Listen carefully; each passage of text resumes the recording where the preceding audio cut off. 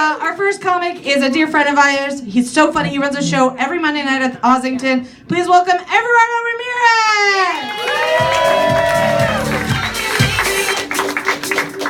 Ramirez! What's up, guys?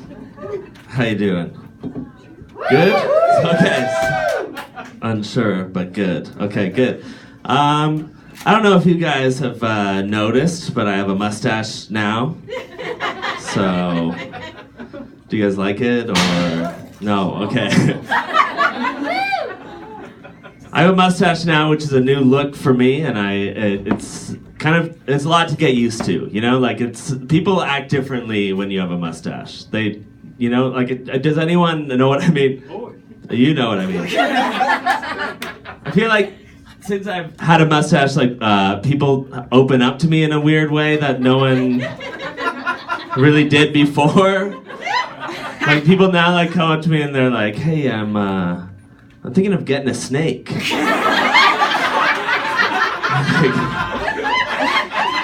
Okay. And they're like, "Do you keep your snake kind of like it?" I'm like, "I don't have a snake." And they're like, "Or would you just let it hang out on your neck?" I'm like, "I don't want anything hanging out on my neck, you know? Why do people with weird pets always want their weird pet to hang out on your neck?" And I was like, "It'll feel weird at first, but you'll like it." I'm like, "I won't like it, all right?" Anyway, have you guys been watching a lot of Great British Bake Off? Do you guys like this show? Nice. This is like a very easy show to watch for a lot of people. Like I think they like it because it's like low stakes viewing, right? It's like a very pleasant show, just like British people in a field just trying their best baking wise, and it's nice. It is nice, but I don't fully agree that it's like a passive viewing show. Like I get nervous every single time watching this show. Like it makes me so anxious because those of you who don't know, the Great British Bake Off is hosted by a 100-year-old woman with what I can only describe as the thinnest teeth. You know what I mean? Just like thin, weak, wet piece of chalk for teeth. And then when it comes down to the judgment part when she has to try the baked good, I'm like, oh my god, are we gonna witness this woman's teeth shatter like Fabergé eggs? Or can she have a biscotti, you know? And that's where the tension lies. And I feel like she knows that this is the tension, she plays this up. Because every bite she takes a bite and she's like, "Oh!" And holds it there and we're like, "What happened? No!" And she's like, "Very good." You know? Oh my god. This is crazy. It's insanity, this thing. You gotta check this out. It's crazy.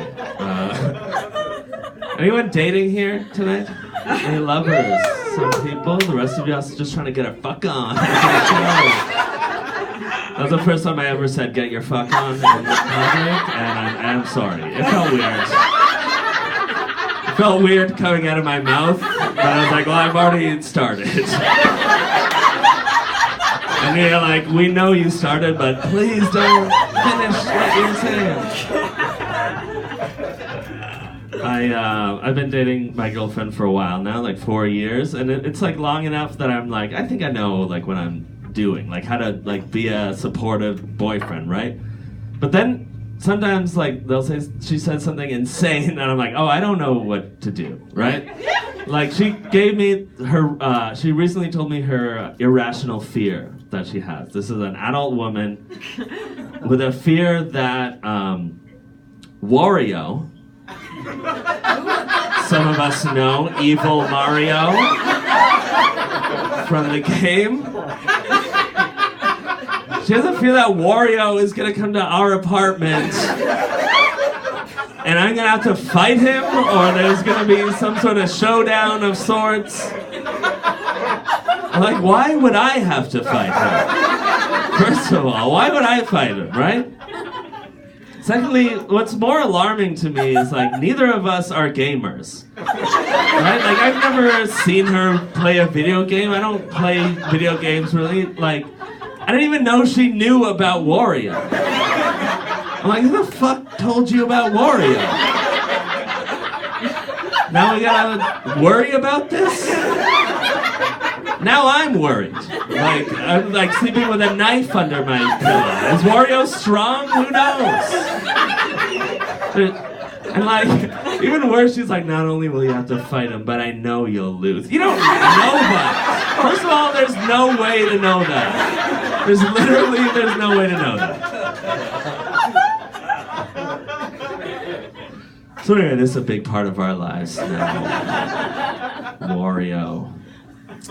Evil Mario from the game, so.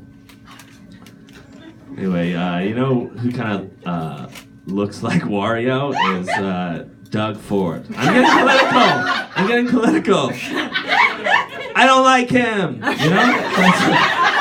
That's a bold thing to say. I don't, like, I'm really dumb, right? Like, but I feel like he's not good.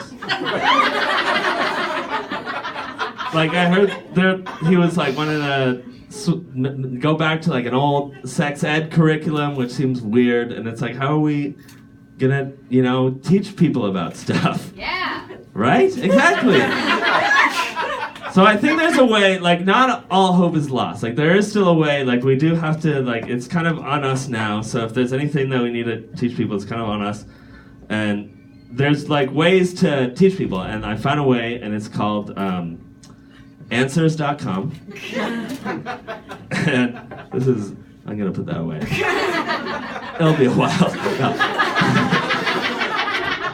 No, like you can just go to Answers.com and you can find things to teach your kids so it's fine, you know? So I just was like, I have some examples here from Answers.com. I just was like, what do we need to teach people about? I don't know.